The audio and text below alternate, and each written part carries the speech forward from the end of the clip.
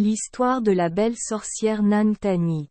Nang Tani est une jeune et belle fille portant des vêtements traditionnels thaïlandais.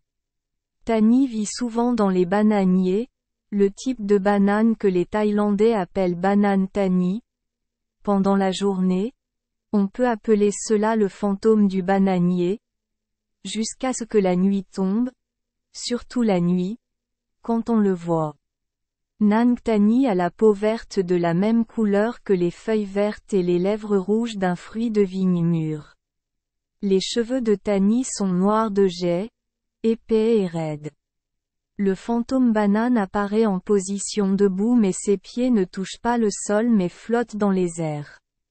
Certaines autres versions décrivent la moitié inférieure du corps du fantôme comme transparente et translucide, avec une petite branche d'arbre enroulée autour de sa ceinture.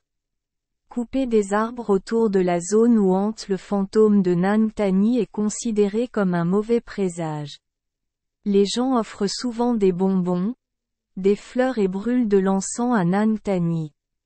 En découvrant les bananiers hantés par Tani, les gens attachent un tissu de satin coloré au tronc.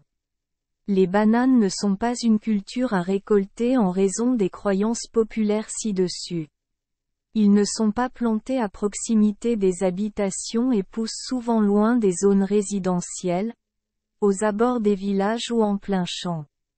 Le fantôme féminin Nang Tani, également connu sous le nom de Nang Tani, fille Tani ou Phrai Tani, appartient à un groupe de fantômes, dieux liés aux plantes et aux arbres avec le nom commun Nang Me, apparaissant souvent dans la vie culturelle thaïlandaise, laotienne et folklore cambodgien.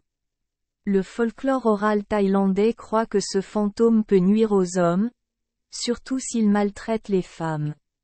Cependant, la plupart des histoires sur Nang Tani sont considérées comme bienveillantes. Tani a tendance à être douce, apportant souvent de la nourriture aux moines mendiants de passage. Les amulettes et bracelets de protection liés au Nang Tani sont également très populaires avec de nombreux modèles différents. Merci les enfants des Esperluette Croisillon 39. Avoir écouté des contes de fées au jour Esperluette Croisillon 39. 8. Espérons que les histoires apporteront aux enfants des moments heureux et significatifs.